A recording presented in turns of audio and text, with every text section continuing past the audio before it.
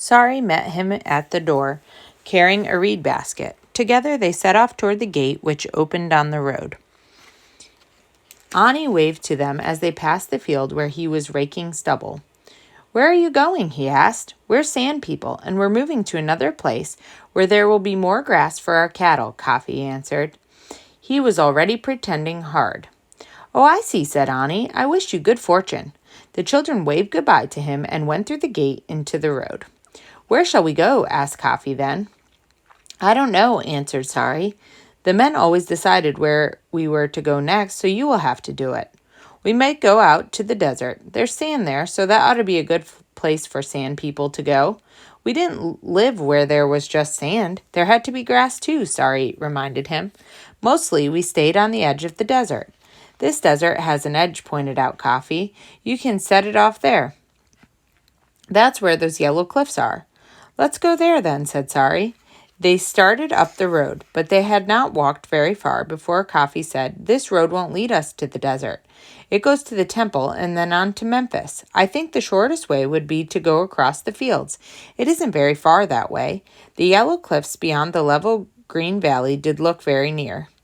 The road, which was really a dike on which people could travel across the country at flood time, was high above the fields, so the children scrambled down the bank, splashed through the ditch at the bottom, and climbed up into the field beyond.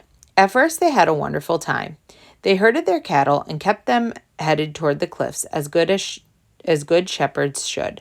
When one strayed off, they rounded it up and brought it back. They talked about all the things that are important to sand people, and once they even had a fight with another tribe which tried to take their herds away from them. They talked about how much they needed new grass and how much longer they could go on without finding a water hole. And all the time they were making their way steadily westward, across the fields and over the ditches towards the desert. The sun climbed higher and higher overhead and got hotter and hotter. Kafi and Sari began to get very hungry, and soon they found a large fig tree with a broad patch of shade beneath it and sat down to eat their lunch. Sari took a jar of milk from the basket and some wheat cakes and radishes and a little green onion and figs. They finished everything and threw the crumbs on the ground for the birds. Then, because the sun was so hot and because they had eaten so much, they began to feel sleepy.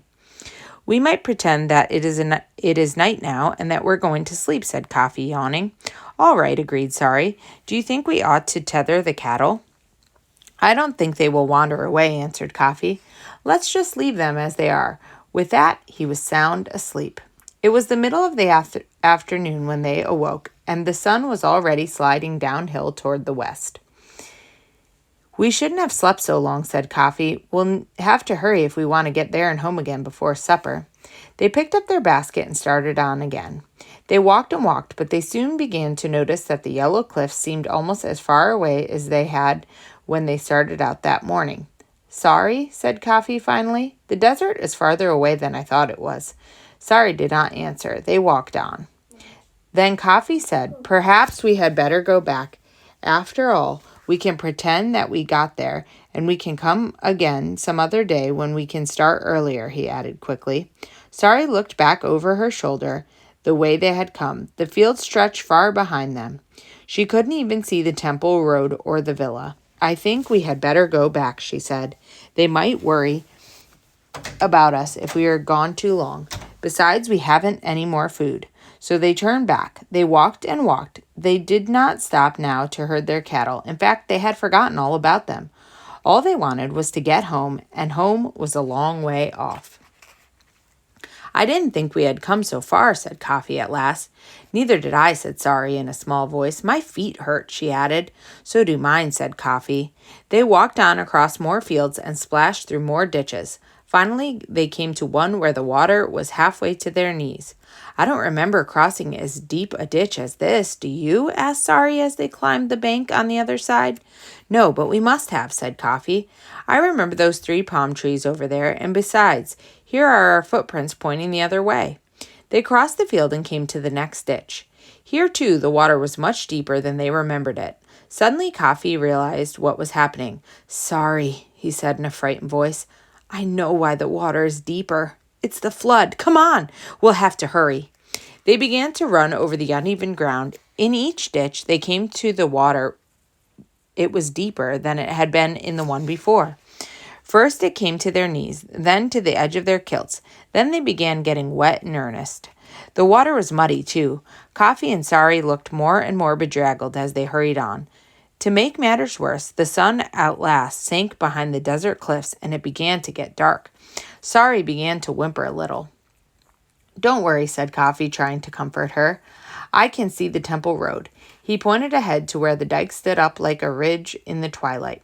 They began to run, but they were very tired. It was a hard going over the muddy ground. "There, we're almost home," said Coffee cheerfully. "Only one more field. Then we can climb up on the dike, and we'll be there." He stepped down into the ditch that separated them from the field. He went down and began to be frightened, for he could not reach the bottom of the ditch. At last, when he had touched bottom, the water was up to his armpits. He held out his hand to Sari. She was scared too, for the water was up to her chin. Half swimming, half walking, Coffee struggled to the other side of the ditch, pulling Sari after him.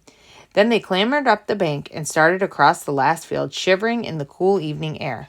They wasted no time in talking, but ran as fast as they could toward the dike. Coffee sighed with relief as they reached the last ditch. On the other side of it was the sloping wall of the dike. Then his heart sank right down into his wet, bare feet, for what he saw in front of him was not a ditch any longer. It was a river. It was only then that he remembered that this was one of the main ditches, bigger than the rest, which fed all the small ditches they had been crossing. "Look, Sari," was all that he could say. They were so discouraged that they sat right down on the muddy bank and didn't say another word. They were wet and cold and hungry and very much frightened. Sari began to cry. Coffee wanted to cry himself, but he swallowed the lump in his throat and said to Sari, "Crying won't do any good. There's enough water here already. Come on, let's shout. Someone will surely hear us." So Sari stopped crying and they both shouted, but everybody was snugly at home that night and there was no one to hear them.